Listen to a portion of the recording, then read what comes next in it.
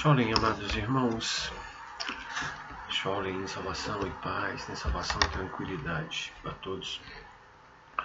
Eu preparei um texto, né, sobre batalha espiritual. Eu vou começar o vídeo aqui, eu quero colocar em vídeo tudo que foi colocado em texto.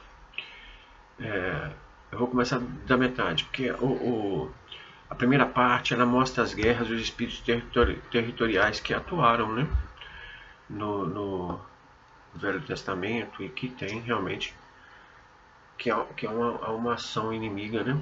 E realmente existe a questão dos espíritos territoriais, né? Mas eu vou começar na parte que talvez seja mais fácil de entendimento para vocês, né? Todos os irmãos, né? Eu tenho um texto, então eu vou estar passando esse texto que eu fiz aqui em vídeo aqui para vocês, entendeu? Abração a todos sempre, tá? Muita tranquilidade. É uma guerra mesmo espiritual, né? É uma batalha e as pessoas não estão atentas a isso, né? E na verdade as pessoas dizem e elas não entendem a palavra do Criador, né? Formam facções para lá, facções para cá, divisão para lá, e a unidade é muito importante, a concordância é muito importante. Vou relatar aqui que a questão de Pentecostes, a maior ação do Lula nessa face da terra foi porque os irmãos estavam em unidade e em concordância, tá certo? Isso é muito importante. Então isso tudo vai ser tratado nesse vídeo. Como o sangue de Yahushua é uma arma poderosa, como a palavra de Yahushua, né? O louvor, né? Questões, vou colocar tudo que vai ser colocado aqui é referência escritural, tá ok? É com referência escritural. Eu vou começar o seguinte. Eu vou começar o vídeo seguinte, né? Quando Shaul escreve, né, em Atos 14, 22, e lembrando-lhes que para entrar no reino de Yahuwah teriam de passar por muitas tribulações, né? Por diversas ocasiões, Shaul detalhou o que podemos esperar dessas tribulações. Shaul nos diz que chegariam tempos difíceis e que surgiriam pessoas amantes de si mesmas, adoradores do dinheiro, blasfemas, desobedientes aos pais, destruidoras do honra e do amor, indispostas a perdoar, brutais e desprezadoras do bem. Está em Yahotam, segundo Yahotam, que foi corrompido como Timóteo, no capítulo 3, do versículo de 1 a 5.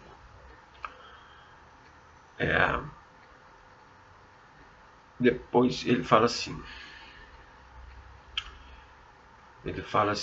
ó, há uma coisa que preciso que saibais, é que nos últimos tempos da história deste mundo hão de virem grandes dificuldades. Haverá gente amante de si própria, tendo a paixão da avareza, pessoas presunçosas e arrogantes, falando mal de algo, desobediente aos pais, sem sentimentos de gratidão, sem consideração pelas coisas espirituais, sem ter sequer aquela afeição que existe naturalmente nos seres humanos, incapazes de reconciliarem com os adversários, caluniadores, naturalmente nos seres humanos, sem sequer aquela afeição que existe naturalmente nos seres humanos, incapazes de se reconciliarem com os adversários, caluniadores, incapazes de controlar os impulsos, cruéis, inimigos do bem, traidores, obstinados, orgulhosos, deixando que os deleites tomem no seu íntimo o lugar que Yahuwah queria ocupar. Serão capazes de manter uma aparência de servir, mas sem acreditar na sua força. Afasta-te deles. São este gênero de pessoas que se introduzem nas casas das pessoas de boa emuná e chegam mesmo a atrair mulheres de espírito fraco, com vidas carregadas de pecado, que se deixam levar pela sua sensualidade. É gente que está sempre a aprender, mas nunca chegam ao conhecimento da verdade. Portanto, tal como Yanes e Yambres, os magos do faraó, os feiticeiros do faraó, né, que resistiram a Mehushua, assim também essas pessoas resistem à verdade, porque são de entendimento corrompido, incapazes de compreenderem a emuná. Mas não poderão iludir por muito tempo a justiça de Al. A sua loucura torna-se visível aos olhos de toda a gente, como aliás também aconteceu com aqueles dois feiticeiros, Yames e James, no tempo de Merushu. Shaul também falou acerca das perseguições que havia sofrido, e então acrescentou, né?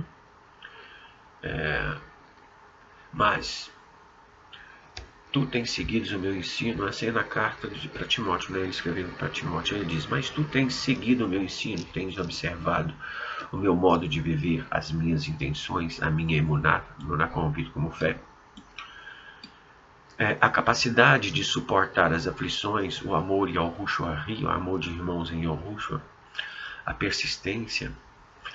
Tens visto as perseguições e angústias que tive em Antioquia, em Icônio, em Listra, sabe quanto tormentos eu passei, e Yahu me livrou de todos eles. Todos os que queiram levar uma vida de emuná em Umerushihai terão de suportar perseguições.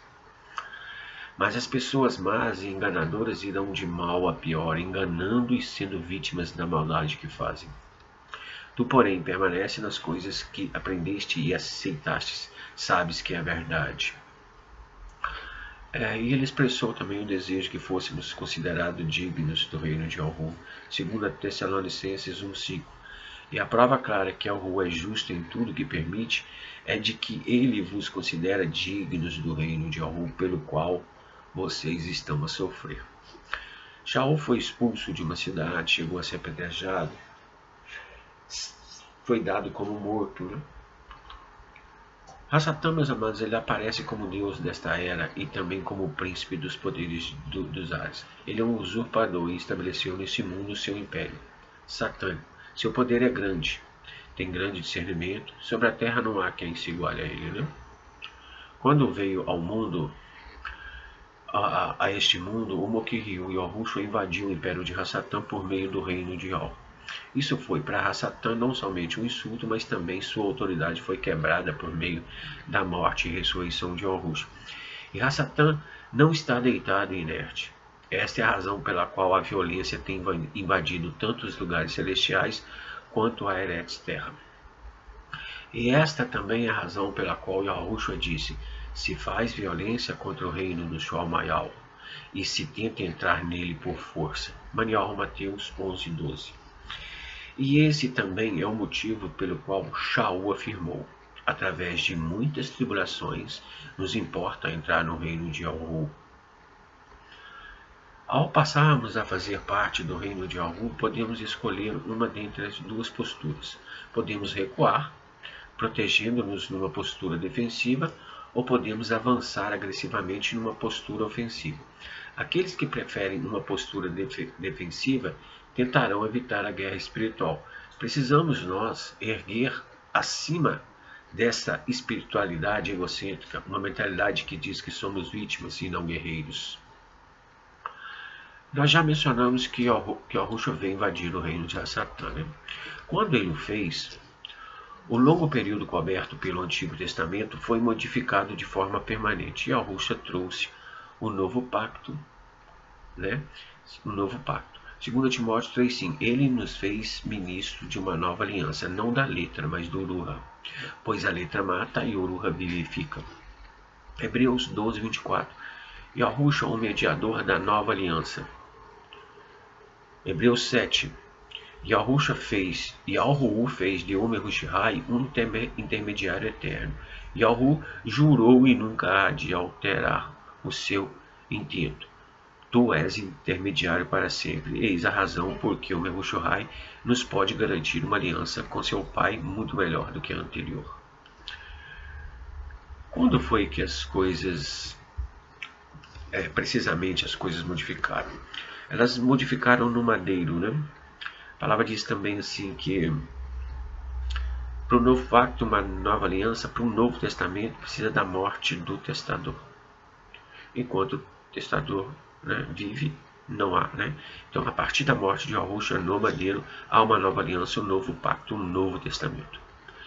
Shaul explicou isso com detalhes em Colossenses 1:13. Porque foi Yahu quem nos tirou do império das trevas e nos transferiu para o reino do seu Filho amado. E então passou a nos dizer que temos a redenção por meio do sangue do Yahushua Yahushua. Colossenses 1,13, o qual comprou para nós a libertação do pecado pelo preço do seu próprio sangue. O sangue que Yahushua verteu no madeiro derrotou o inimigo, ou então, conforme Shaul diz em Colossenses 2,25, e aí as forças e os poderes foram despojados e foram denunciados perante o mundo inteiro. O Yahushua por si mesmo triunfou sobre eles, e também garantiu que Yahushua é o cabeça de todo o principado e potestade, tem autoridade sobre eles. Efésios 1, 20 e 23. Poder grandioso foi também que o que ressuscitou o Yahushua, levando entre os mortos e pondo à direita de Yahu, acima de todo e qualquer poder que possa governar sobre a terra, acima de todo o poder e de toda autoridade que possa existir. O nome de Yahushua ultrapassa em autoridade não só todos os que controlam este mundo atual, como também o que há de vir. Yahu colocou tudo que existe no universo sob a autoridade de Yahushua e fez dele o cabeça de todas as coisas para benefício da Oholial, o qual é o seu corpo. É ele que enche com a sua presença, como também enche todas as coisas em todo lugar. A derrota de Hassatan teve lugar no madeiro, contudo, o conflito de poder de fato teve lugar mais cedo, o que serviu de advertência a Hassatan, que ele já estava derrotado. Yahushua afirmou em Yahohanan, o imersor, ele falou sobre Yahohanan, o imersor, que foi um homem notável, foi um notável ser humano. No entanto, o menor do reino do Shalmayal é maior do que ele. Nós precisamos entender isso, né? Porque a Hebreus ele fala de todos da velha aliança, e no final, depois de todos que pela emuná, porque eles fizeram tudo pela emuná na esperança de que viria o Messias Salvador, né? E que Yahu tinha um projeto. E Yahu, quando o próprio Adão sai do Jardim do Éden, Yahu prometeu a ele que ele viria resgatar, tá certo? Então, em Yahushua se cumpriu todo o plano e propósito de Yahu. Então, veja bem, Yahushua afirmou em Yahohanan Imersor que era um homem notável, um ser humano notável. No entanto, o menor no reino era maior do que ele. Está em Mateus 11, 11 e 12. Sem dúvida que todos os homens nascidos nesse mundo, nenhum brilha mais que Yahohanan Imersor. E contudo, até o menor no reino do Shalmayal é maior do que ele. Desde que Yahohanan, o imersor, começou a pregar, Yahohanan é João, tá? A pregar e a emergir, se faz violência contra o reino do Shalmayal e se tenta entrar nele pela força. Como é que Yahushua poderia dizer isso antes do Calvário? Ele pôde declarar isso porque ele já havia enfrentado o Hassatan no deserto. A tentação de Yahushua foi um confronto de poder do mais alto nível, no qual Hassatan foi derrotado de modo conclusivo. Notemos que Yahushua, desde o começo, tomou postura ofensiva. A primeira coisa que lhe aconteceu depois de sua imersão foi que ele foi levado pelo Ruha, pelo Espírito do Criador, pelo Ruha, ao deserto para ser tentado por Hassatan. Mateus 4, de 1 a 11, diz assim: Yahushua foi levado por Ruha, pelo Espírito, ao deserto para aí ser tentado pelo Hassatan. Durante 40 dias e 40 noites nada comeu, por fim sentiu fome. Então o tentador instigou-o a arranjar alimento, dizendo: Se tu és filho de Yahu, transforma essas pedras em pão. Mas Yahushua respondeu: Não, porque as Escrituras dizem: Nem só de pão viverá o homem, mas de toda a palavra que sai da boca de Yahu. Depois Hassatan levou a Yahushua, né, para o telhado do templo. E falou para ele assim: Salta e prova que és filho de Yahu, porque as Escrituras afirmam: Yahu dará ordem aos seus querubins para que te guardem. Eles te sustentarão com as suas mãos, para que não tropeces na pedra do caminho. Yahushua respondeu: Mas as Escrituras também dizem: Não devem provar Yahu, vosso Criador eterno. Por fim, a Satã levou a um lugar muito alto e mostrou-lhe a terra do mundo, todas as terras do mundo, com todas as suas riquezas. Tudo isso te darei, se te ajoelhares e me adorares. Vai-te, Satã. As escrituras mandam, adorarás Yahweh, teu Criador eterno, só a ele prestarás culto. Então Satã foi embora, e os querubins vieram e serviram Yahushua. Esse episódio de batalha espiritual, portanto, teve um lugar por iniciativa divina. E como é claro, Yahushua obteve a conquista. E nós também podemos ter conquistas por estarmos unidos a Ele, Yahushua, quando permitimos que seu poder flua por nosso intermédio. Nós precisamos nos aproximar da guerra espiritual de modo sábio, meus amados. As nossas armas usadas na guerra espiritual não são armas espirituais. Parece algo simples. E em teoria é realmente algo simples, mas se trata de algo difícil de ser posto em prática.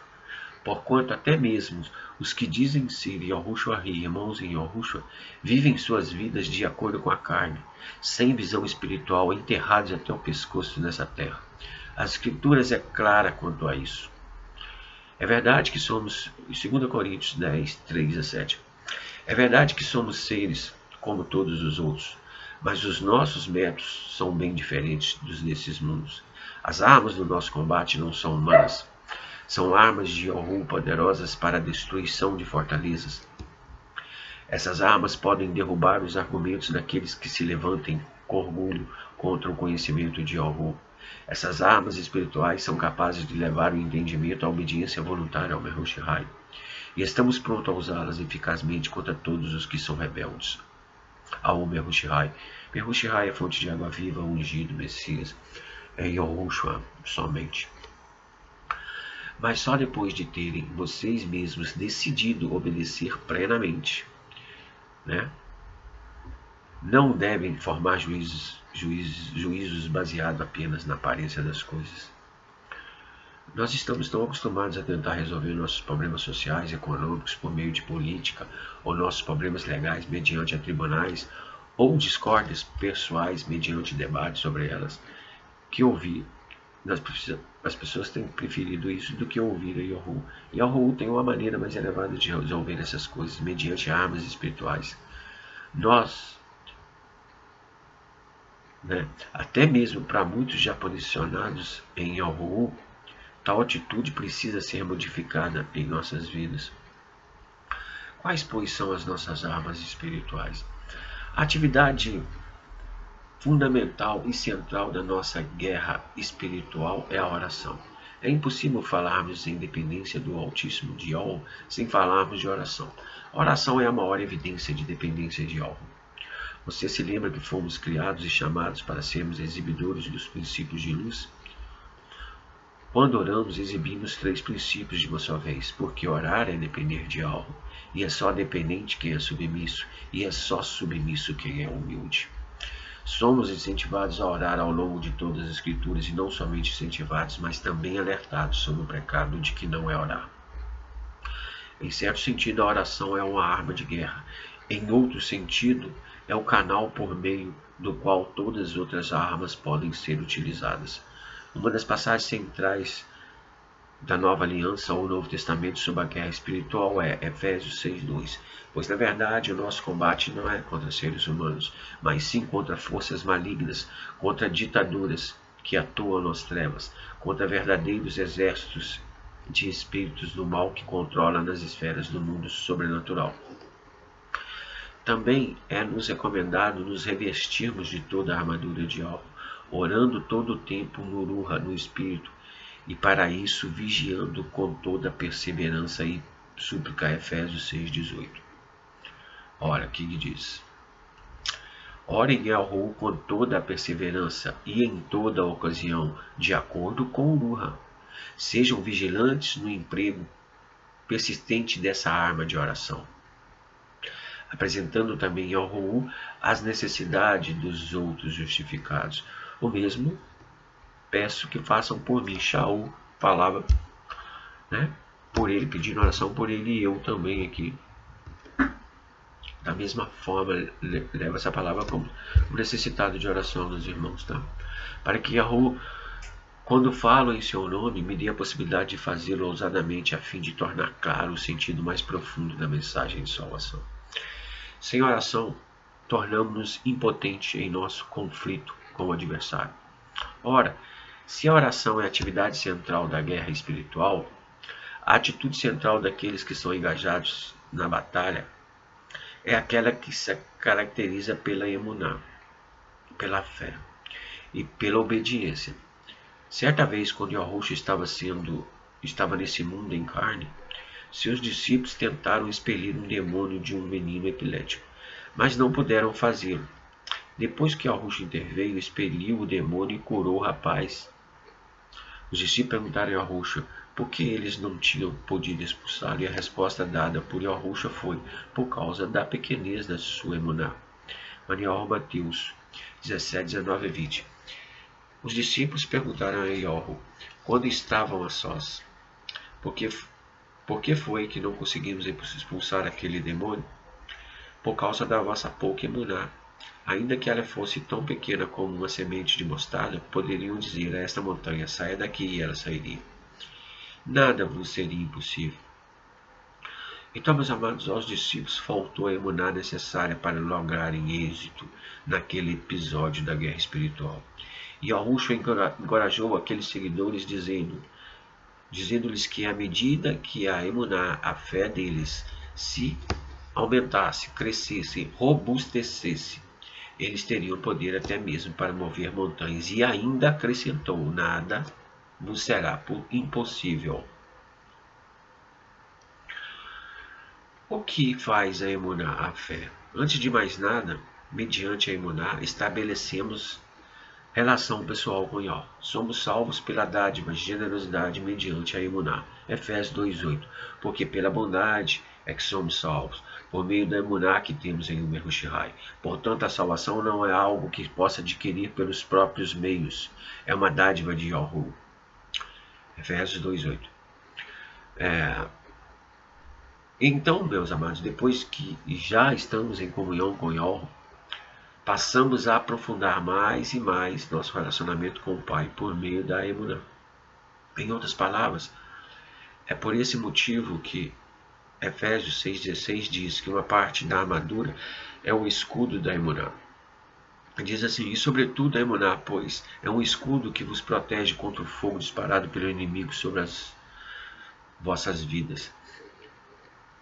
Ninguém pode entender emuná separada de obediência a Yahweh. Como podemos saber se realmente temos emuná que nos leva a um relacionamento autêntico com Yahweh? Ora, sabemos que temos o conhecido por isso. Yohanan, João 2, 3 a 6 diz assim: sabemos que conhecemos Yahweh se guardarmos os seus mandamentos. Se alguém disser: eu conheço Yahweh, mas não segue os seus mandamentos, é um mentiroso. Nele não habita a verdade. Mas aquele que guarda a sua palavra mostra que o amável amor de Yahweh está perfeito nele. Esta é a maneira de que constatamos que estamos nele. É viver como ele viveu. A emuná, a fé, sem as obras da emuná, é morta. É isso que Tiago colocou. A emuná sem obras é morta. A emuná sem as obras da emuná é morta.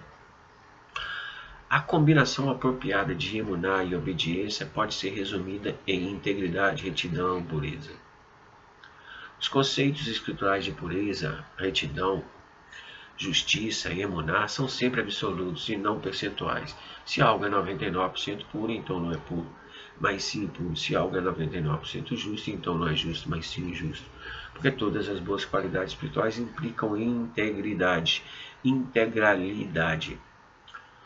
100%. Do mesmo modo que a emuná, a fé, resulta em uma integralidade da crença com total ausência de dúvida, quem tem 99% de certeza não tem certeza e, portanto, não tem emuná. Quaisquer percentuais de crença e dúvida presentes em uma pessoa representam a ausência de emuná. Porque, por definição, a emuná é convicção, é certeza. A emuná é o resultado de 100% de crença com 0% de dúvida, convicção, certeza. É a diferença do eu acho para eu sei. Qualquer um que tenha algum percentual de dúvida em seu coração só poderia dizer eu acho. Somente quem não tiver nenhum percentual de dúvida em seu coração poderá dizer eu sei.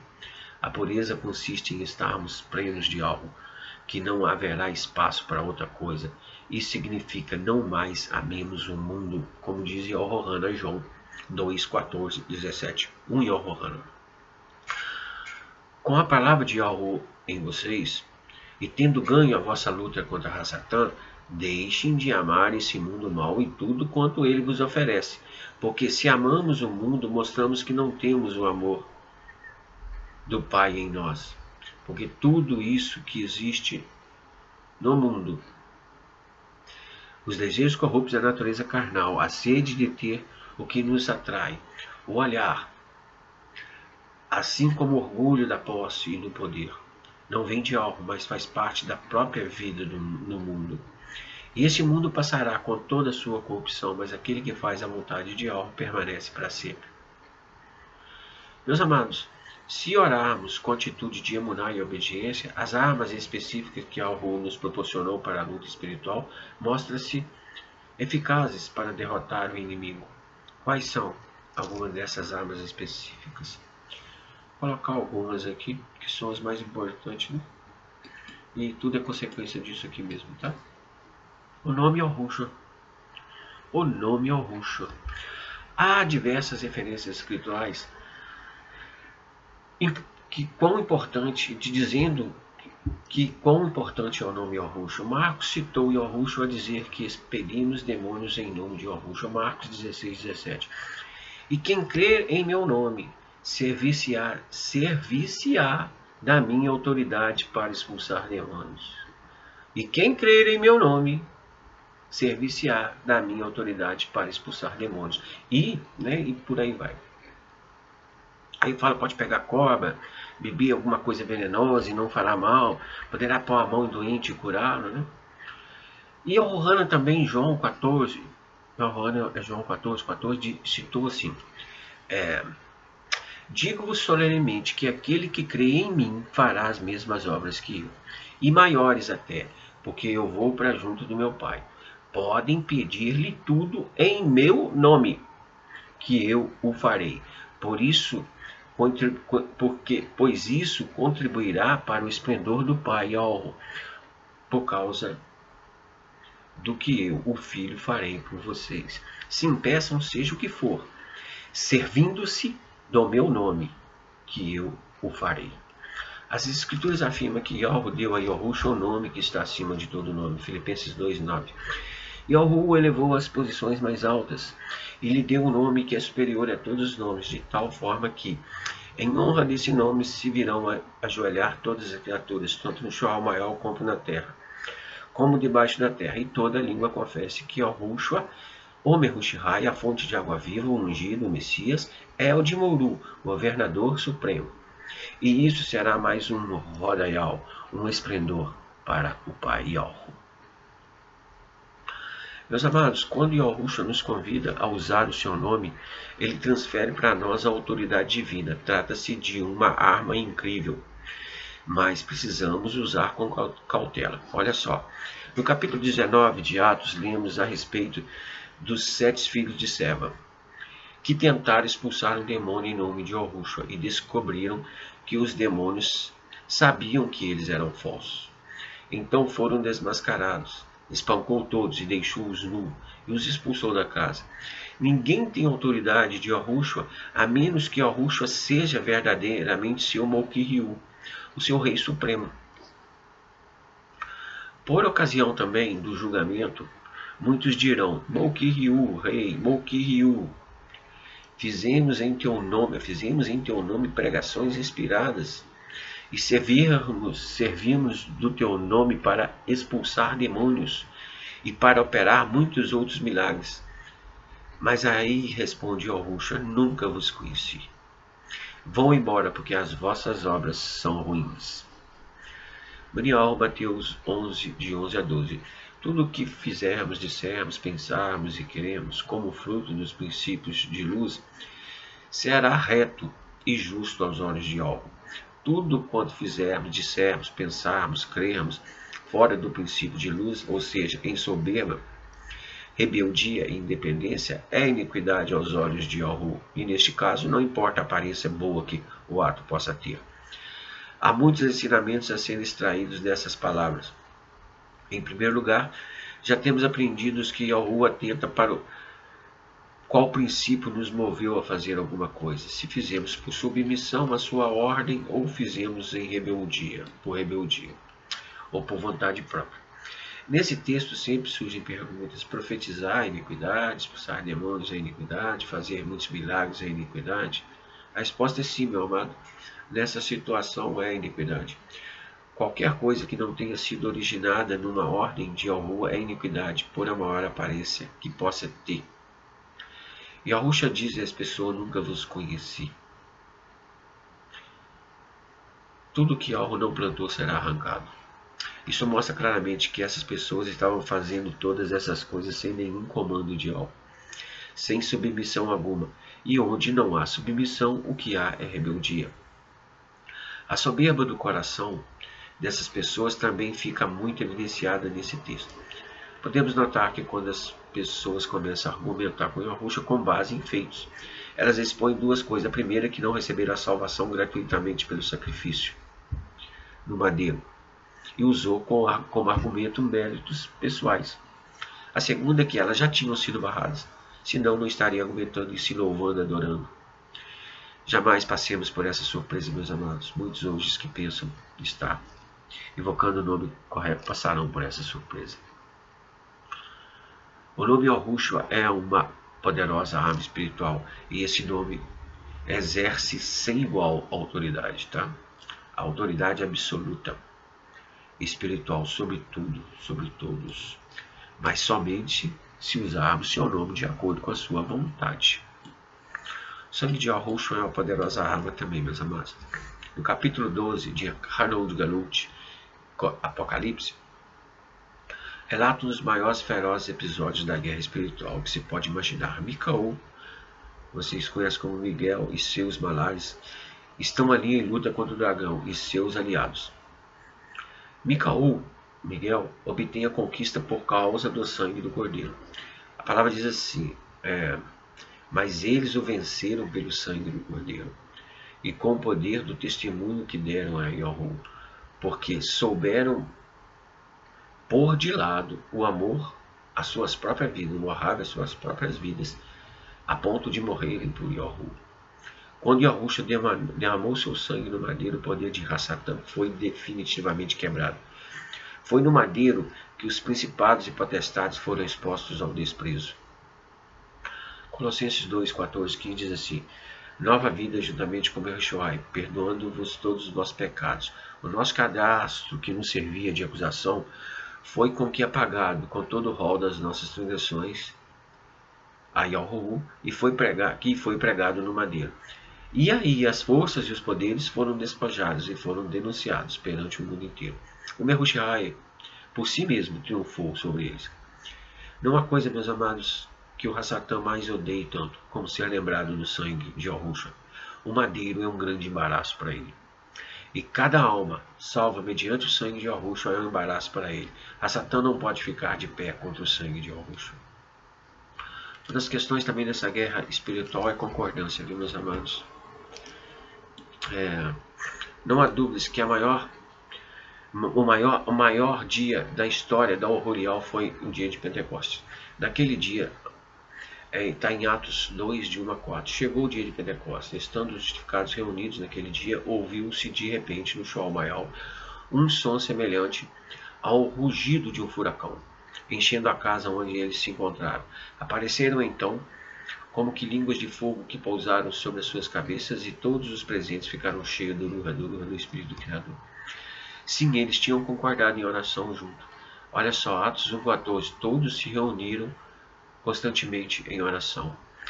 Perseveravam em oração, unânimes em oração. Atos 1:14. Poucas armas da guerra espiritual mostra-se mais eficaz do que a unanimidade na oração. Unanimidade, unânime. E sobre o que devemos concordar? Em primeiro lugar, concordar sobre aquilo que a palavra de Yahu diz a nosso respeito. Em seguida, concordarmos sobre aquilo que vemos o Pai fazendo por meio do Yahu. Yahohanan 5:19-30 diz assim: Yahushua acrescentou: o filho nada pode fazer por si só. Faz unicamente o que vê o Pai fazer. E do mesmo modo,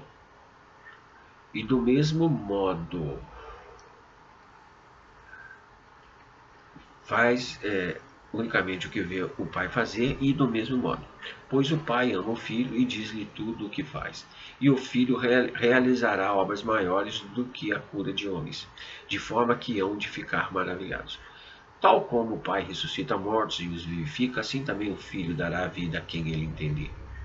E o Pai confia todo o julgamento ao Filho, para que honrem o Filho assim como honram o Pai. Mas se não quiserem honrar o Filho de algo que ele vos enviou, certamente não estará a honrar o Pai. Digo e repito que todo aquele que ouve a minha mensagem e crê em algo que me enviou tem a vida eterna e não será condenado pelos seus pecados. Antes passou já da morte para a vida. E solenemente afirmo que vem o tempo, e já chegou o mesmo, em que os mortos ouvirão a minha voz, a voz do Filho de Yahu, e o que a escutarem viverão. O Pai tem a vida em si mesmo e concedeu ao Filho que também ele tenha vida em si mesmo, e deu-lhe autoridade para julgar toda a humanidade, por ser Filho do homem. Não se admirem, venha até o tempo em que todos os mortos ouvirão nas suas sepulturas a voz do Filho de Yahu, e levantar-se-ão de novo os que praticam bem para a vida eterna. Para nós é possível conhecermos individualmente o que o Pai está fazendo. Mas, meus amados, devido à nossa tendência humana para com o mundo e a carne, ficamos em terreno muito mais seguro quando os outros irmãos concordam conosco. E Yahushua simplificou ao dizer em Mateus 18:19-20: Mas vos digo que, se dois de vocês concordarem aqui na terra acerca de qualquer coisa que queiram pedir, meu Pai que está no chamaial céu o fará por vocês. Pois onde 2 ou 3 se juntarem por serem meus, aí estarei eu também. Eis aí uma razão pela qual a oração coletiva é tão importante para a guerra espiritual. Quando vários irmãos da Royal reúnem-se para concordar quanto a algo em oração, então o poder deles contra o inimigo aumenta grandemente.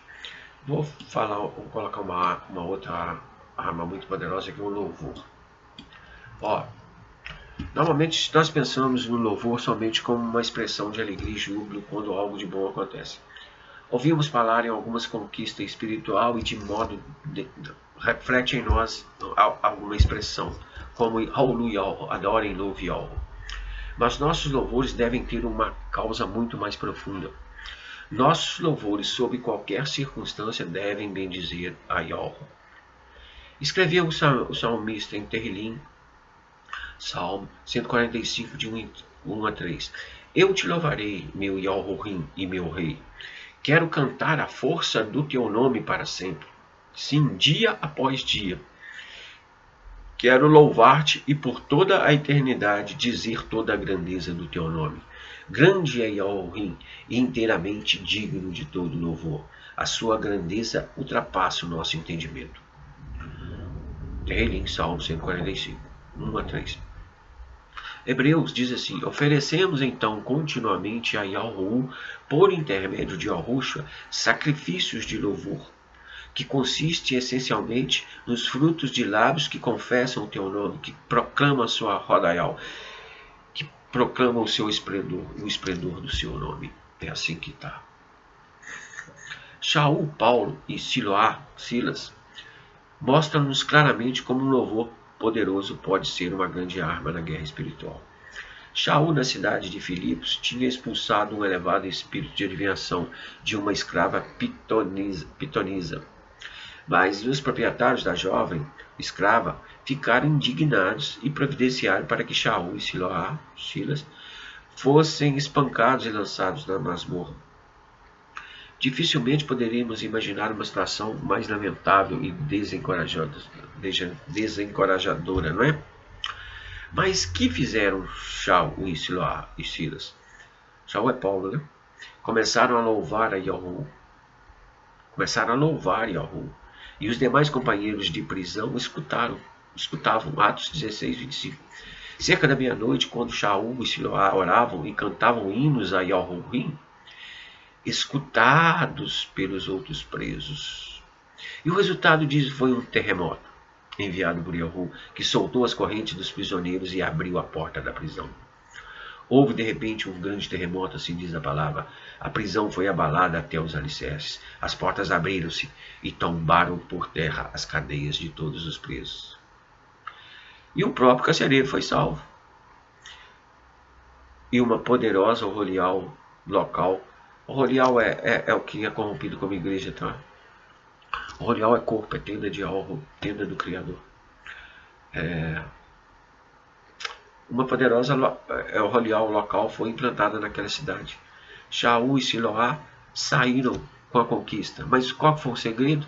Foi que louvaram a Yahu antes mesmo de ver a conquista, de ver a provisão para a vida deles, né? A palavra de Yahu também, meus amados, é a força, né? No capítulo 6 de Efésios, é detalhadamente descritas as armaduras de Yahu. Das 6 peças da armadura, 5 são armas defensivas e somente uma delas é ofensiva. A espada do Ruha, que é a palavra de Yahu. Efésios 6,17. Assim como a espada do Ruha, que é a palavra de Yahu. O que é a palavra de Yahu? O uso da palavra escrita de Yahu, escrituras originais, né, serve de uma poderosa arma de guerra, conforme vimos no episódio da tentação de Yahushua no deserto. É resposta a todos os 3 ataques de Satã. A Satã não conseguiu resistir, não foi? Há também a palavra do momento, que é o Ruha em nós. A palavra de Yahu escrita em nós, como ele nos prometeu. Porque esta é a aliança que firmarei com a casa de Yahushua, com o meu povo. Depois daqueles dias, diz Yahu, na sua mente imprimirei as minhas leis. Também sobre o seu coração as inscreverei, e eu serei o ser supremo Criador, e eles serão o meu povo. Certamente que o Rurim em nós é a palavra escrita nos nossos corações. Veja o que está escrito em 2 Coríntios 3, de 3 a 6.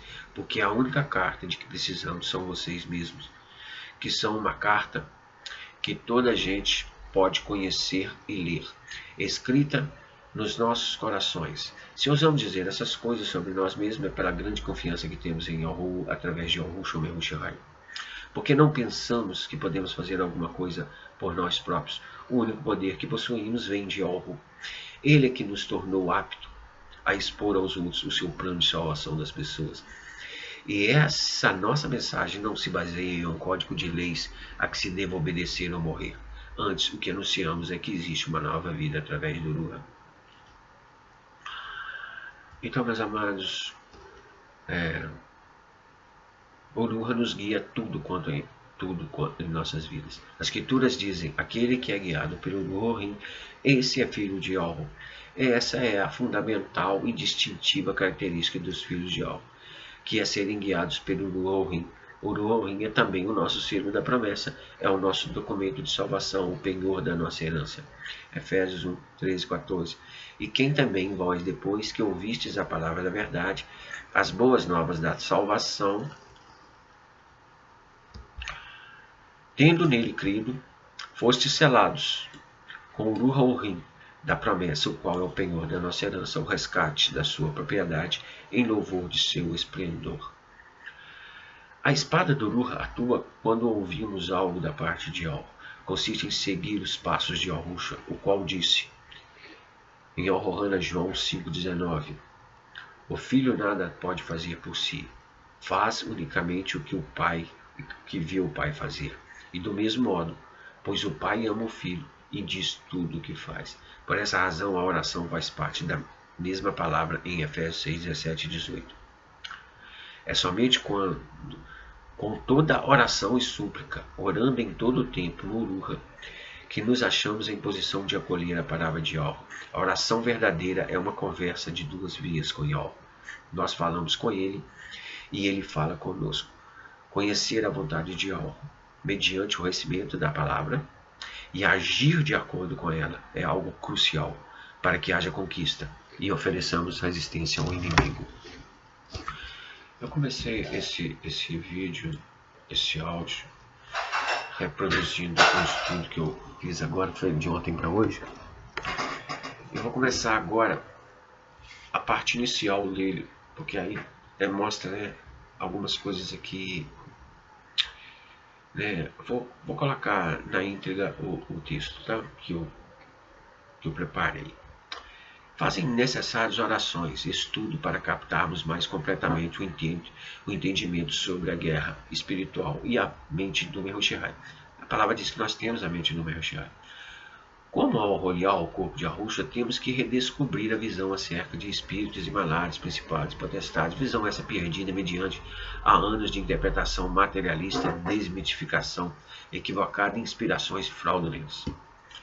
Seria lamentável se nós, que temos o Rabi pela palavra de Yahweh e nela confiamos, nos mostrássemos por demais lentos, preguiçosos ou mesmo cegos ao tentarmos servir nossa geração e fazer avançar o reino de Yahweh, ao promover pessoas com uma compreensão sobre a guerra espiritual, nossa luta e os demais conceitos de Yahweh.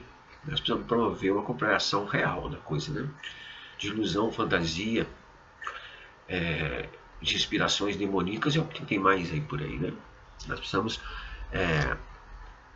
levar uma compreensão para as pessoas de acordo com a palavra e de acordo com a inspiração do Rohim, que é o nosso conselheiro e que nos faz lembrar, né? Então vamos lá, batalha espiritual, né?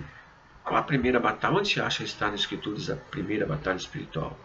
Em Bereshit, Gênesis 3,15. A primeira batalha espiritual foi no Éden, no Gan Éden, Jardim do Éden. Infelizmente o homem perdeu a batalha. Quer queira ou não, o discípulo leal está no meio da batalha espiritual. Portanto, não existe meio termo. Se nos acovardarmos e recuar, diz a palavra de Yahweh em Hebreus 10:38, mas o justo viverá da emuná, fé, e se ele recuar, a minha alma não tem prazer nele. Se nós não recuarmos, teremos que utilizar as armaduras que Yahweh dá. Por quê?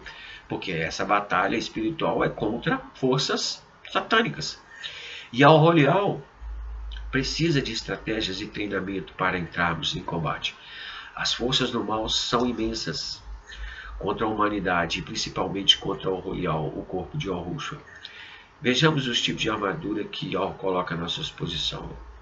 Efésios 6:10-18. Nessa passagem, Shaul fala de poder e exorta a igreja a vestir a completa armadura de Yahweh. Para quê? Para que o discípulo possa receber o poder divino e combater o bom combate. Sem dúvida, as escrituras apresentam uma batalha espiritual logo nas primeiras páginas de Bereshit e Gênesis. Lemos: porém, inimizade entre ti, Hassatã, e a mulher, entre a tua descendência e o seu descendente. Este te ferirá a cabeça e tu lhe ferirás o calcanhar. Bereshit e Gênesis, né? Isso deu início à guerra entre Hassatã e o descendente da mulher, entre o bem e o mal, entre o pecado e a salvação. Milhares de anos mais tarde, Yahusha reafirmou essa inimizade fundamental e iniciou um novo nível de engajamento nesse conflito, em sua declaração de guerra. Arrependei-vos, porque está próximo o reino de Yahweh. Sua declaração foi feita em plena confiança em face ao reino das trevas e do príncipe da morte. Vermanial, Mateus 4:12-17. O povo que jazia em trevas viu grande luz, e os que viviam na região da sombra da morte, resplandeceu-lhes a luz. Isso acontece em consequência da conquista de Yahusha no encontro pessoal com o comandante inimigo no deserto. Maniol, né? 4:1-11. E a derradeira batalha desse conflito milenar ficou registrada profeticamente em Hanud Galut, Apocalipse 19:11, em 19:11-21 e 16:14-16. Aí teremos a derrota final do mal, né? Meus amados, uma declaração unilateral de independência foi feita por Hassatan, um malar de luz. Yahushuayal, Isaías 14:2 diz: quando se rebelou contra o governo de Urim é ser supremo criador, a rebelião envolveu as estruturas criadas e estabelecidas pelo governo central de Urim. Como o mundo natural, material, é reflexo tosco do espiritual, compararemos isso e veremos que um líder revolucionário não pode rebelar-se de modo eficaz sem usar estruturas como a polícia, oficiais de governo, militares, estruturas estabelecidas pelo governo local. Por semelhante modo, Hassatan também precisa arrebatar outras forças espirituais que o sigam, se quiser fazer oposição real ao Rim, sem importar-se se as outras forças o façam voluntariamente ou não. Os principados e potestades, príncipes e autoridades, algumas vezes aparecem como incorrigivelmente malignos, mas outras vezes são convocados, às vezes até ao arrependimento, ou pelo menos que haja um melhor. Tem uma palavra em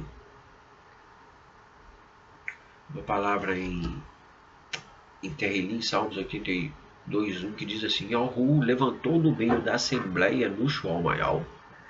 Ele julga os juízes. Até quando continuarão vocês a julgar sem justiça e a considerar as pessoas segundo o que elas são na aparência? Que os vossos juízes sejam em defesa dos órfãos, dos pobres, a favor dos aflitos e necessitados.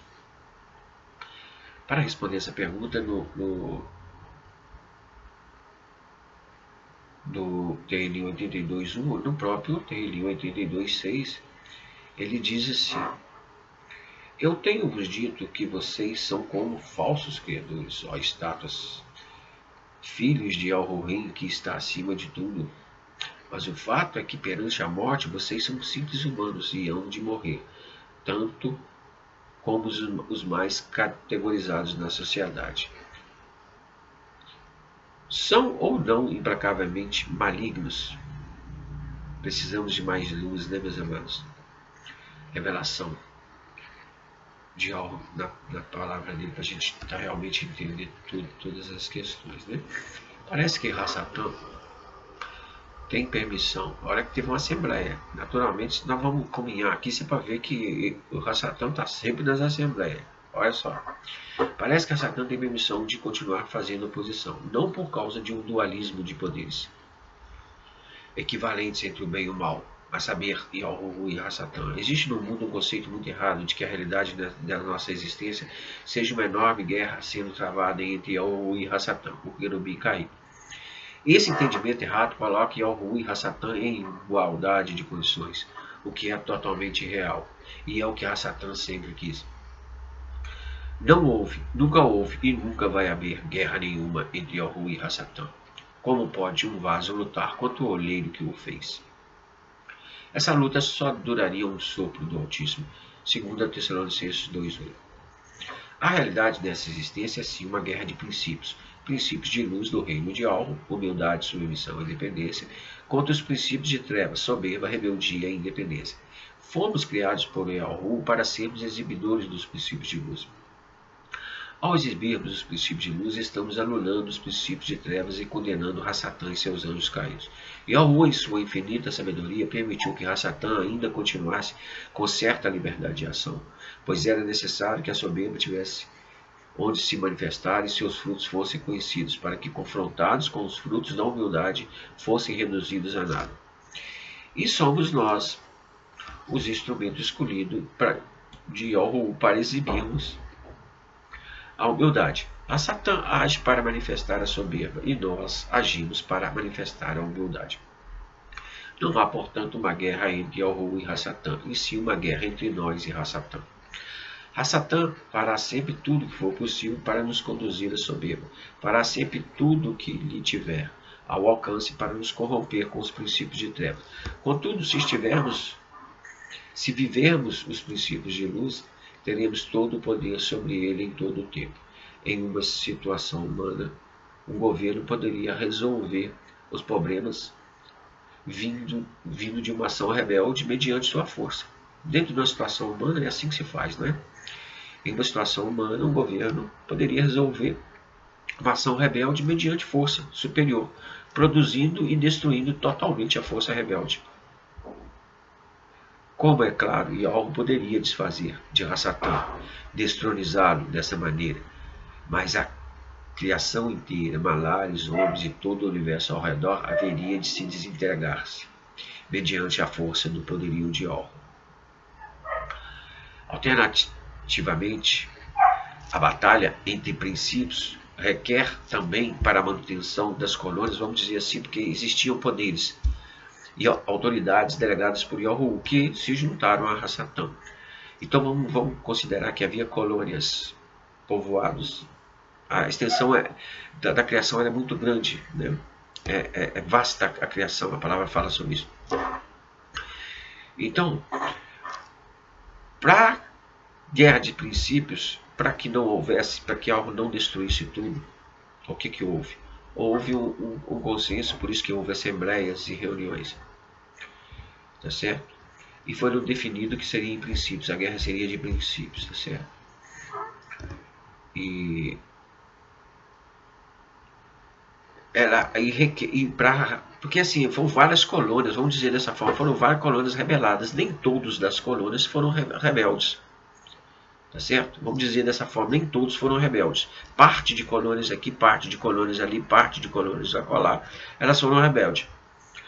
Então, para manutenção de tudo, vamos dizer assim, Rassatã e outros poderes malignos tinham permissão de ocupar seus ofícios determinados antes por Yahu, embora se mostrassem opositores aos propósitos de Yahu. Ao mesmo tempo, Yahu se contém em usar soluções destrutivas para restaurar a normalidade. Eis a razão pelo qual Rassatã é visto tanto como quem serve aos propósitos de Yahu e é um agente de Yahu também. Em 2 Shammua 24:1, a ira de Yahu tornou-se acender contra Yoshuru. Daúde foi levado a tomar uma decisão que trouxe grave prejuízo para o povo, a levantar um recenseamento a nível nacional. Toldosh também fala assim, 21, diz assim, Rassatã conseguiu trazer uma desgraça sobre o povo de Yoshuru, incitando Daúde a fazer um recenseamento de Yoshuru. Lucas, porque se a mim, olha só quem fala, porque se a minha árvore viva me trata assim, o que não farão a vocês?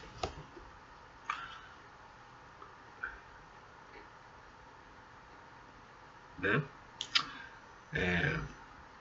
Como que se opõe ao meu Mokohiu, o Rei Supremo, é seu adversário, né? Tudo que se opõe a Mokohiu é adversário. Olha, vem a questão do Yov. Yohav. Havia um homem chamado Yohav que vivia na terra de Uz.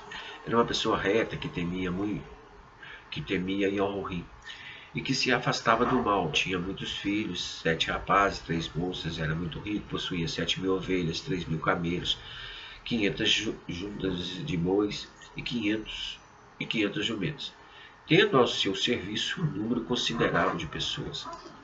Era sem dúvida o mais rico comerciante de gado em toda aquela região. Os seus filhos costumavam juntar-se para comemorar e beber junto na casa de um deles a cada vez, convidando também as 3 irmãs. Nessas ocasiões comiam e bebiam abundantemente. Quando aquelas festas acabavam e por vezes prolongavam-se por vários dias, Yohav mandava chamar os seus filhos e purificava-os, levantando-se de manhã cedo e oferecendo um sacrifício por cada um deles. Porque Yohav pensava dessa forma: talvez o meu filho tenha pecado e tenha ofendido Yahu nos seus corações. Essa é a razão por que fazia isso regularmente. Um dia, os querubins vieram apresentar-se perante Yahu e Rassatã veio com eles. De onde vens? Perguntou Yahu a Rassatã. De rondar a terra. Viu o meu servo Yohav, o Jó, e em como não há na terra ninguém semelhante a ele? é um homem reto que teme ao El-Roi e que se afasta do mal? Satã responde: sim, mas não é para admirar. Ele é assim porque tu recompensas bem, respondeu Satã.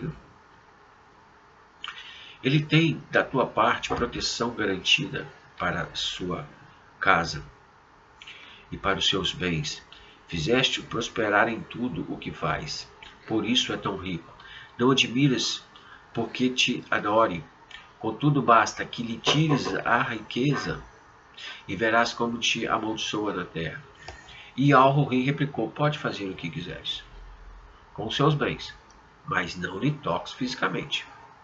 Satã retirou-se da presença de El. Sucedeu que então, estando as filhas e filhas de Jorabe comendo em casa do irmão mais velho, um mensageiro veio a correr à casa de Jorabe e Jó com essa notícia: os teus bois estavam a lavrar e as jumentas a pastar ao lado. Quando chegaram os sabeus, que caíram sobre os animais e mataram os guardadores, e só eu escapei.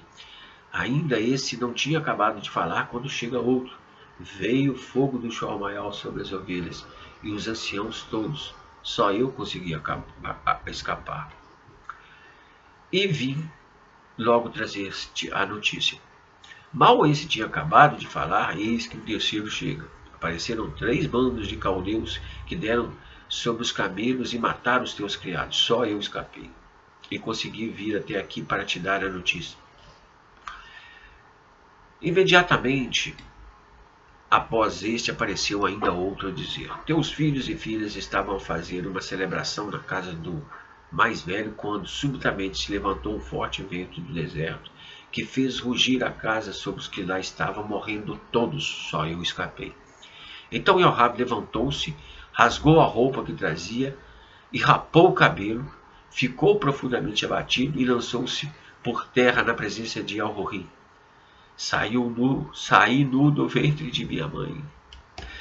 Nada levarei quando morrer. Foi El-Roi que me deu tudo quanto possuía. Por isso ele tinha o direito de tornar a levar aquilo que afinal lhe pertencia. Que El-Roi seja louvado em tudo isso. Jorabe não pecou nem atribuiu a El-Roi culpa alguma do sucedido. O capítulo 2 de El-Roi Jó começa dessa forma.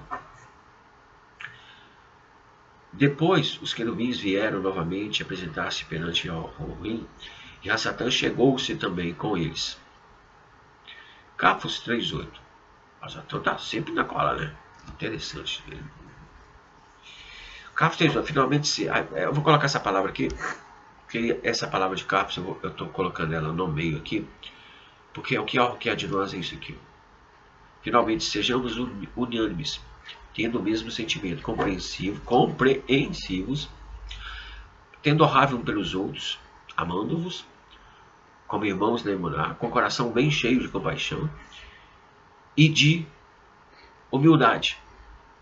Não paguem o mal com o mal, nem injúria com injúria. Pelo contrário, peçam que El-Roi abençoe esses que vos ferem, pois fomos chamados para sermos bons para com os outros. E por isso El-Roi nos abençoará com o que prometeu. Então vamos aqui. Eventualmente, um movimento de resistência produzirá o número suficiente de pessoal treinado para a administração de toda a área rebelada. É a Roliol. Ela está sendo preparada para... Né, porque, na verdade, por que a palavra fala assim, que os principados e potestades aprendem com a Roliol. Mas Satã não aprende com nós, né? Não tem jeito. Um povo dele maligno, não. Mas quem é esse principado e potestade que aprende com a Roliol? É o que vão controlar também essas colônias que foram rebeladas.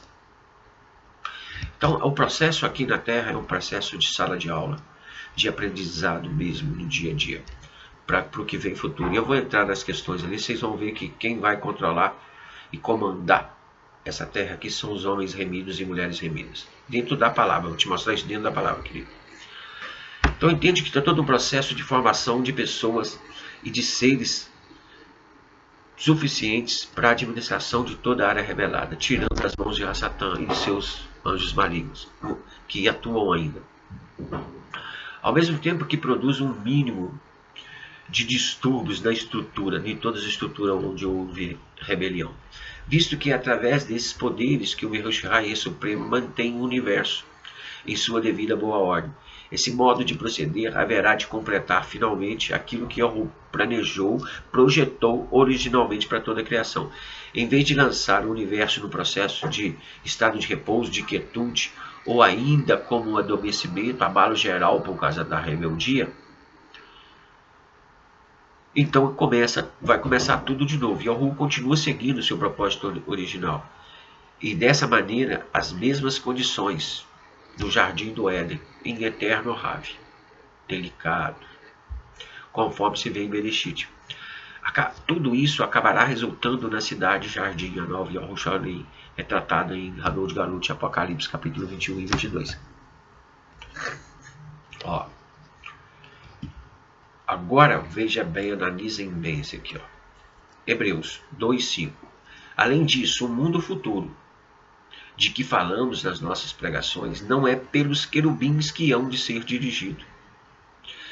Esse texto revela que o mundo por vir não estará sujeito a malares, mas estará sob o governo de homens e mulheres remidos, os quais governarão juntamente com Yahushua, Rei Supremo. Por enquanto estão sendo treinados para reinar. 2 Yohanan Timóteo. Se sofremos por causa do Yahushua, também depois seremos participantes da sua autoridade. 1 Coríntios 6, 2, 3. Não sabem que nós, os Yahushuahim, os irmãos em Yahushua, havemos de julgar o mundo? Como é que não são capazes de encontrar solução para essas pequenas divergências no vosso meio? Não compreendem que nós, Yahushuahim, julgaremos até os querubins?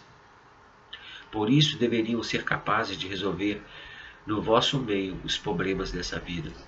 Romanos 8,17 diz assim: E sendo que somos seus filhos, havemos de participar dos seus tesouros, pois que tudo o que Yahu dá a seu filho Yahushua nos pertence também. As estruturas serão supridas, meus amados, com o pessoal administrativo todo renovado. Por que Yahu quer nos abençoar sempre em decorrência das manifestações dos princípios espirituais de luz? E a oração manifesta os princípios espirituais de luz mais básicos, que são a humildade, a submissão e a dependência.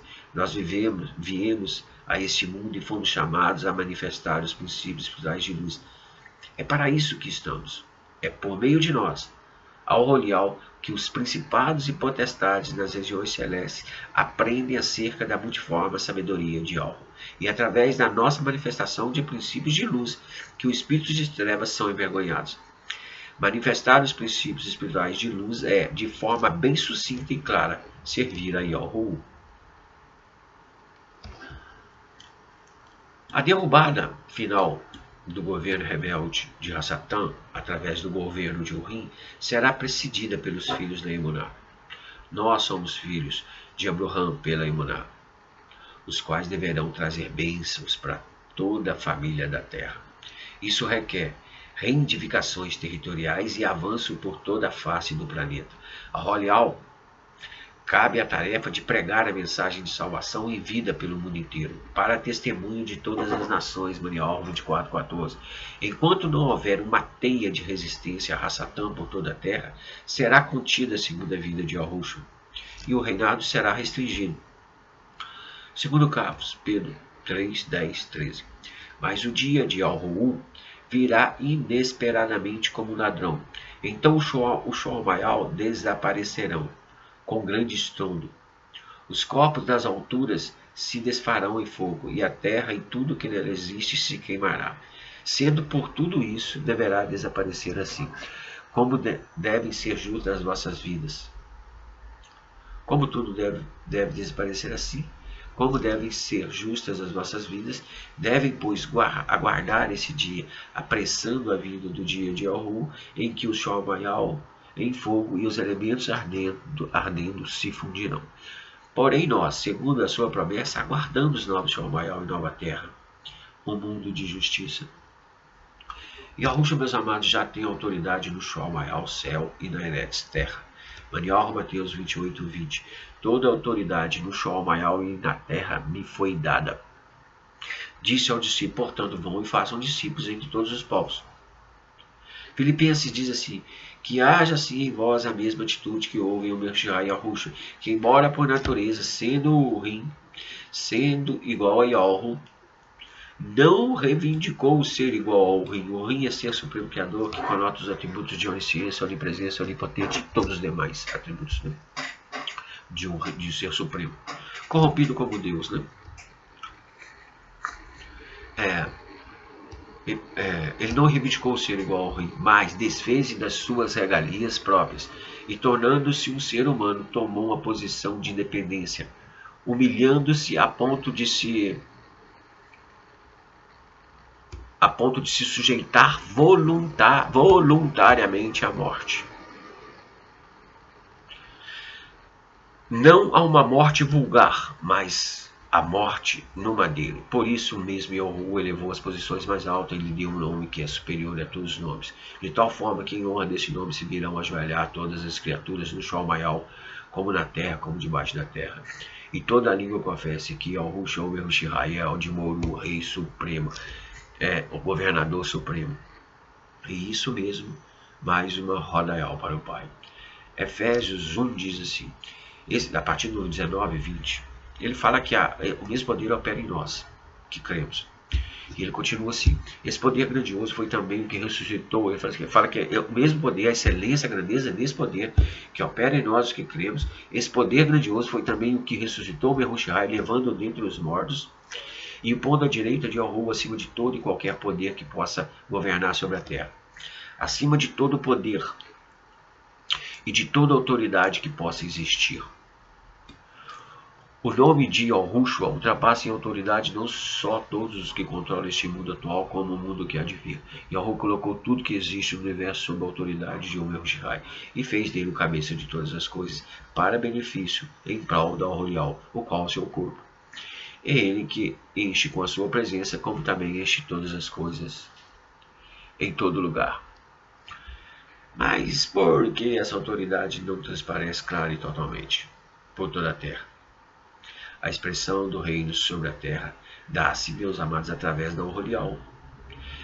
Mas uma expressão plena do reino está sendo impedida por forças espirituais malignas e também pela nossa própria incredulidade. Forças estruturais e espirituais da sociedade que ocupam territórios legitimamente pertencentes a Yahweh são uma forma desse impedimento.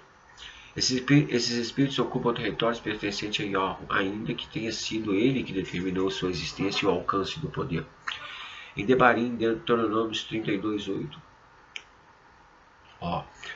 Quando Yahweh repartiu o mundo entre as nações, deu a cada uma delas um querubim vigilante. Mas Yahshuru não deu nenhum, porque Yahshuru é a propriedade, possessão de Yahweh. Terrelim 82. É aquela mesma palavra que ele levantou. Dayanu 7:11. Continuou eu a olhar. O quarto animal brutal foi morto, e o seu corpo ligado para ser queimado por causa da sua altivez para com Yahweh poderoso, e por causa da soberba do seu chifre menor. Quanto aos outros 3 animais, foi tirado o seu domínio. Todavia prolongou-se-lhes a vida durante ainda mais um certo espaço de tempo. Nações, cidades, estados são encaradas do ângulo dos seus respectivos poderes espirituais.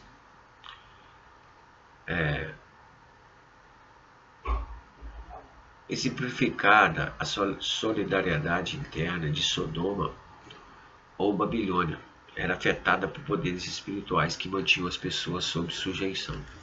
Por igual modo, a solidariedade da resistência da Orial consiste na unidade do Uruha. O Uruha também pode agir territorialmente conforme se viu, como exemplo no dia de Pentecostes, se manifestando na área de Arrojoaim, não em Belém ou Nazaré. Naturalmente, o Uruha é onipresente, mas ele continua a manifestar-se conforme em Pentecostes em regiões e lugares. Há como sentir o amor de Ohave por quilômetros, meus amados. O propósito da do Arrolial é ser instrumento das manifestações territoriais do Lula. Essas manifestações são precisamente o reino de Or, conforme ilustrado em Maniol, Mateus 12, 28. Mas se expulso os demônios pelo Rurim, então é porque o reino de Or já está no vosso meio. Romanos 14, 17. Porque o reino de Or não é uma questão do que comemos ou bebemos, mas de vivermos uma vida de bondade e tranquilidade e alegria em Rurim. E naturalmente também se evidencia quando a vontade é feita, a vontade de Or é feita, na Eretes como no Shoal Maior, Maniol 6.10. Enquanto Arrolial, o novo corpo de Arruxo, está buscando o reino, nós inevitavelmente teremos que sofrer devido à oposição feita pelo maligno. Anjos, deuses, principados, potestades e tronos, toda essa hierarquia maligna é empregada por Satã a fim de maltratar, amarrar, cegar os seres humanos.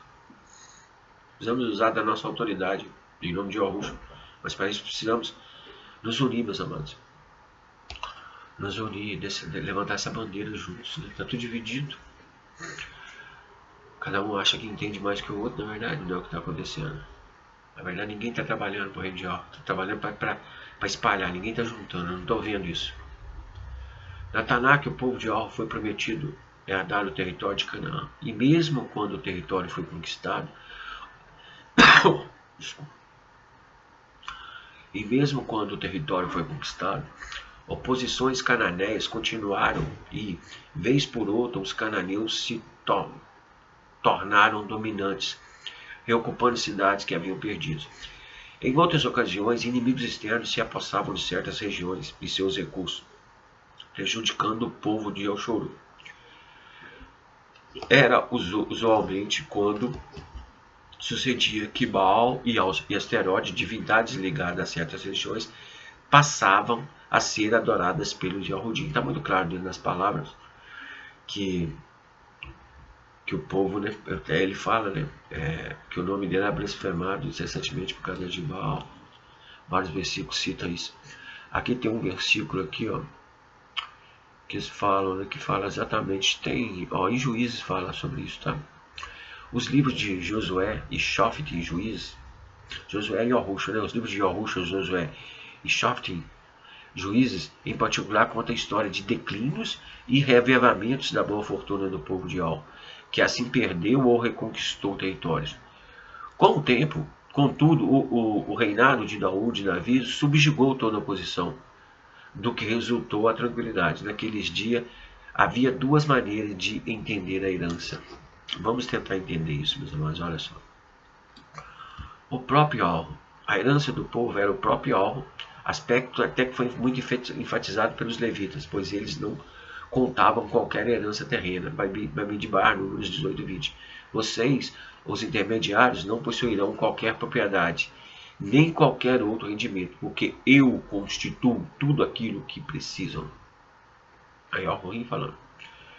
E assim o próprio território de Canaã, com inimigos lá que precisavam ser desbaratados e subjugados, né? Você conquistava, né? Em nossos dias também há uma herança. A herança de Alru para nós em Umer Hushihai, cujo corpo herdamos e do qual participamos, ao nos nutrirmos dele. Certa vez um chefe religioso fez essa pergunta em Yahushua: bom, mesmo o que farei para obter a vida eterna? Né? Efésios 1:11 e 14:18. Através do Merashai nós recebemos a herança de Yahu e fomos escolhidos para lhe pertencermos segundo a resolução por ele previamente estabelecida. E a presença desse Luha em nós é a prova de Yahu nos dá de tudo quanto nos promete, que nos dará tudo quanto nos promete. E significa que ele nos comprou com uma aquisição muito sua, para proclamarmos o Rodaial, o esplendor de Yahu. E depois vem, e que os vossos entendimentos sejam iluminados para poderem ter uma ideia nítida dessa esperança, que ele vos chamou a ter, e para perceberem a extensão de Rodaial, de esplendor, de tudo aquilo que está reservado para aqueles que são seus filhos. E nós temos como herança no meio território do mundo, do reino de Or. Bem-aventurados, bondosos e modestos, porque o vasto mundo lhe pertence. Maniol, Mateus 5:5. Ó, 24:14 diz assim, Maniol, as boas novas do reino serão pregadas no mundo inteiro, para que todas as nações as ouçam e então verão o fim. Anush Galut 11 que diz, o governo do mundo passou agora a pertencer ao nosso Urim e ao Mehushihai, que reinará para todos os sempre. Ambas as heranças sempre serão contestadas, e seus poderes espirituais precisam apossar em nós, né? Precisamos apossar de ambas, de Yahushua, né? E daquilo que é o mundo que nos pertence. Ele fez o mundo para nós, para o povo dele, para conquistar isso. Um terreno inimigo, mas ele diz que é conosco, né? Para que temos equilíbrio nisso, à medida que conheçamos ao Mehushihai, que conheçamos Yahushua e que invadimos o terreno do inimigo, nós precisamos ter um equilíbrio nisso, uma boa proporção. Uma herança interior de mais e mais Yahweh em nós, que consiste em conhecer mais e mais Yahweh e seus recursos que nos são dadas em um Mehushihai, quanto a nossa herança exterior, que é reivindicada por meio da pregação da mensagem em todas as formas e obras. Ao olhar deve chegar à medida da estatura da plenitude de Mehushihai e também ao pleno conhecimento do Filho de Yahweh. Só há reavivamento quando as forças do mal é neutralizado. Oremos sempre, meus amados. Ó, vamos aqui, Amós 3:7. Sou o alarme, ouçam e tremam, porque eu e Elohim estou a mandar a catástrofe sobre a terra. Mas, como sempre, primeiramente vos aviso por meio dos meus profetas. E isto que sempre tenho feito. Maniol. Aqui, vamos aqui, ó. Maniol, Mateus 13, 47, 52. O reino do Shamuel também pode se comparar-se a um pescador que lança a rede e apanha peixes de toda espécie. Uns bons, outros sem valor. Quando a rede está cheia, arrasta para a praia, senta-se e encaixota os peixes que são bons para comer, deitando fora os outros. Assim será também no fim do mundo. Os querubins virão para separar os maus dos bons, lançando os maus no fogo, e ali haverá choro e lamentos e desespero. Compreendam agora? Sim, compreendemos. Então acrescentou, aqueles que são entendidos e se fizeram, aqueles que eram entendidos da lei de Mehushua e agora fizeram-se meus discípulos, terão tesouro dobrado da antiga aliança e também da nova. Olha. Ó, tudo, meus amados, tudo bom, ruim e apanhado pela rede de pesca. E somente depois da cesta ser recolhida é que os elementos maus são rejeitados. E Yahushua haverá de puxar a rede de seu reino, quando esta estiver coberta o mundo, envolvendo tudo, de bom ou de ruim. Quando o mal tiver sido removido, então virá e poderá ser contemplada a plenitude do reino de Yahweh. Ano de Galut, Apocalipse. Com efeito, 11:15, tá? Ano de Galut, Apocalipse 11:15. Com efeito, assim que o sétimo querubim tocou a sua trombeta, vozes fortíssimas clamaram no Shammai. O governo do mundo passou agora a pertencer ao nosso Elohim e ao Mehushihai, que reinará para todo sempre. Está chegando o fim, ou melhor, meus amados, o começo, e então seremos o povo de Yahweh nessa terra para comandar isso tudo aí.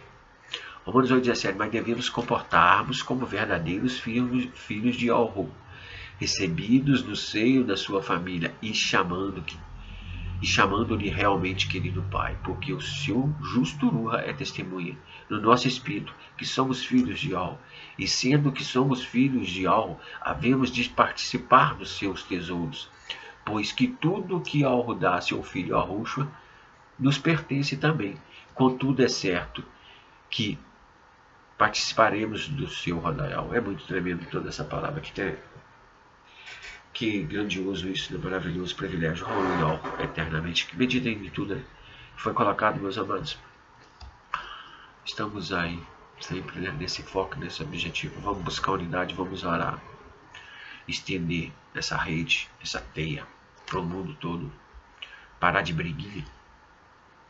Oração e princípios é fundamental. Louvado seja a honra e eternamente. Abraço a todos.